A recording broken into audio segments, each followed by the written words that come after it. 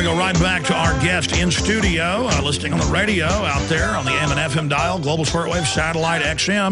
You can also watch us live streaming video at prisonplanet.tv. Chris Emery, filmmaker, director, producer, living in Oklahoma City. Known him for many years. And, of course, James Lane, also doing great work, both making a Oklahoma City film set to come out in the winter of this year. Okay, you were going over incredible information about Jolly and West and other tidbits, things that are documented on record but are so bizarre, it's where truth is stranger than fiction. Get into it. We've got a researcher, Wendy Painting, that has been uncovering these documents, and she's actually getting through information that the FBI hadn't even seen. It was actual records for the defense. And we've got a hold of Jolly West's resume. And I always... That's McVeigh's doctor from the time he gets arrested to his execution. Yes. And I always suspected that there was some link with, mind control, psychological warfare. And sure enough, on the second page of his resume, we've got where he worked for the Tavistock Institute. Which is the top British mind control operation. And then, of course, he was in the MK Ultra 77 hearings as the #2 man in the world in the MK Ultra program under Ewing Cameron. Right. And now this has Tavistock Institute has direct links back to when the Fabians absorbed the National Socialist science through Project Paperclip. So I mean, this guy was really the inheritor of that knowledge. And now he goes in to the location there in El Reno. Mm-hmm. In fact, guys, do a document cam shot of this. I'll keep going. And in El Reno, and what did the warden say there? Well, the warden says he runs a clean operation that was at the Federal Correctional Facility, a mile and a half from where Terry Ickey's body was found, by the way. And when he found out that there were hypodermic needles on McVeigh's tray, he says, that's it. I do not allow drugs. I don't allow paraphernalia, nothing in my prison. What's going on here? 2 weeks later, he was relieved. He was transferred to another facility. And that's how the Japanese created their mind control assassin ninjas, was drugs and sex. But please continue. Well, we see that they said that he was so drugged up, that McVeigh was so drugged up at that point that he would have admitted to assassinating Abraham Lincoln. Then Jolly West's protege took over after that, Dr. John Smith. Now, he is currently in psychiatric department at Guantanamo Bay. So again, these guys, there's a constant... And they admit Guantanamo Bay has a CIA base on it where they do mind control study. Yeah. That's MSNBC. Yeah. Wow. Man, this is amazing. And there's transcripts that show where Jolly West is talking about working with Jack Ruby. I mean, he goes back that far. And the type of situation that Jack Ruby was going through and the mental stress that he dealt with, and comparing that with McVeigh. McVeigh showed signs of post-traumatic stress, Gulf War syndrome prior to being deployed. Dental visits. I mean, just an enormous number of dental visits in the military. That doesn't happen. What were they doing with this guy? Well, that's where they knock you out and you disappear a few days. And... Right. And it's enough to pose solid questions, Well, the state police, when he got pulled over, they said he was just... Charlie Hanger. Yeah, go over what a cop said. I mean, he was out of his gourd. He was surprised to see that McVeigh was packing heat, and he had several magazines of rounds on himself and in the car. But the peculiar thing about Charlie Hanger, a lot of folks don't realize, it was his day off. He's 62 miles outside of his precinct. What in the world is Charlie Hanger doing, zooming up I-35, going after... In fact, he wasn't chasing anybody in particular. He was just cruising, and he stopped McVeigh for a speeding violation. And then to find out his tag was off, he wasn't registered. There was a lot of things that certainly posed a lot of questions. Number one, Charlie Hanger wasn't supposed to be there. So that's a huge red flag right there. No chemical residue on McVeigh at all. No explosive residue. They checked his ears and I mean, nothing. And, of course, the feds have grabbed all these surveillance tapes, and FBI agents told the L.A. Times they've seen them. It shows McVeigh with these other men. Sure. So the feds have these tapes, but they're saying they don't exist.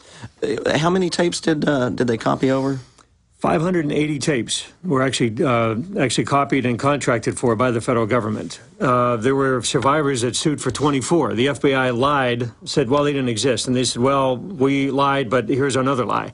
So out of 580 tapes, there were 120 of interest, which means they had 3 copies of 120 tapes. That's 5 times more than the original amount that they... But the local news talked to the FBI agents. They say there's one from right over the truck, and you can see John Doe #2 and McVeigh, big as Dallas. So all of these things, this body of information literally comes at us by accident or by people that are conscientious. sitting on it for several years, and they come and say, look, we need to get this out. What do you make of all these people that were in prison with him and Terry Nichols and others with these signed affidavits that McVeigh was like, yeah, I was in black ops. We were setting up militias. I mean, that fits with the MO we had. Their family was surprised. McVeigh's family was surprised. They said that he worked for the government. He wrote the letter saying that, he was working for the CIA smuggling drugs in. So, I mean, they just assumed that he was black ops. Now, this is on an FBI 302 witness statement. It's bona fide, people. We're not pulling this stuff out of our ear. This is documentation. The federal... Stay there. We got a long segment. I'm going to try to quit injecting points there. There's so many. But let's go over who McVeigh was. Let's go over what's admitted. I mean, this guy, and for all you black ops people out there, they're going to set you up too, okay? They enjoy burning you. Remember the Mayak report. They hate veterans. They hate cops. Now, going back to Chris Emery and, of course, James Lane working on this this Oklahoma City bombing film, which will be out in the fall or the winter. Continuing, gentlemen, with what you were discussing there about just, all the bizarre things here in these FBI reports and now the affidavits and all these witnesses and McVeigh telling people, yes, I'm a government agent, and one day this is all going to come out, and then you see him on TV doing interviews, just looks like he's bombed out of his mind, looks like a complete drug addict on the side of the road, and he's got the top mind control doctor living, because Cameron had died by then, Jolly and West there in, shooting him up with this stuff. I mean, this is incredible. Well, if they would just show us the tapes, there's how many tapes that Jesse Trinidad tried to get? Jesse had contacted myself and a couple other survivors, member of the bombing committee, and he says, what locations should we ask for the tapes? And we gave it to him. He went to the federal government. They obfuscated, they delayed. They gave him stuff of video footage of people walking in buildings 2 blocks away, had nothing to do with the Murrah building at all. Hallways in the building next door. I mean, yeah, it was ridiculous. It was complete garbage. And so he was able to get about 28 tapes, but they were useless. I told Jesse, I says, Jesse, they have 118 in their possession that we know of that they duplicated had 3 copies of. So we know that was, as they say, of interest. Asked for every single one of those tapes. He didn't get them. They say national security. They say that... I saw that in the news and in papers, national security on these videos. Because it's national security that the globalists blew that building up. Right. And that's why we're calling the documentary A Noble Lie. That's from Plato's The Republic, where it's the lie that the elite tell to maintain social harmony in their position. Because, there was just, again, it was so ridiculous, they just keep perpetuating this lie and expect people to believe it. I guess, for, national security, it would be against social harmony. If they would just show us the tapes, it would answer all the questions. It would answer the John Doe questions, as far as who was in the truck. Well, let's go back before we get into that, because we left off of that. Who is McVeigh? I mean, this guy disappears out of the military. He's showing up at all these militias all over the country. Mm-hmm. He's telling family, I'm black ops infiltrating militias. He's telling others, I'm bringing narcotics in for the government. He was a sharpshooter in the U.S. Army during the first Persian Gulf War. In fact, he was so good that he was on the security detail for General Schwarzkopf, which means you really have to get your numbers, accuracy and everything. And he was commended. Ironically enough, he was giving a Medal of Commendation when he was in prison, actually in the county jail in Denver, awaiting trial. That's how good he was. The Army was obligated to give him that medal. After he got out, the FBI lost track of him for, well, we know at least 4 months, as long as 6 months. And that's when he turned up with the Bill Bean story up in South Dakota, or North Dakota at, let's see here, it was the National Guard training base. Yeah, where they actually train in explosives.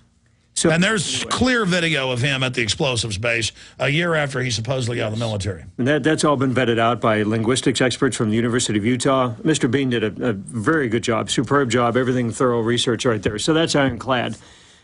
He had at least 4 different identities that we know of. South Dakota driver's license, a Michigan driver's license, Arizona driver's license, and an Arkansas driver's license. He's just like Lee Harvey Oswald, who has been declassified, was at a CIA base in Japan and was allowed to infiltrate Russia and then allowed to come back to the U.S. Mm-hmm. Here are these spies, shooting the president. Now, the people, it's one thing to ask McVeigh, it's the people that he actually surrounds himself with. Andreas Strassmeyer, national from West Germany, dad's number 3 with the Helmut Kohl administration, traveling throughout the U.S. with an expired visa for 4 years, no gainful employment. All of his credit card bills are being paid for.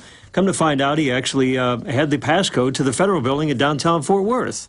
while he's trying to infiltrate these different militia groups, both in Texas and in Oklahoma. 4 weeks before Oklahoma City bombing happened, he was literally kicked out of Texas by the militia groups.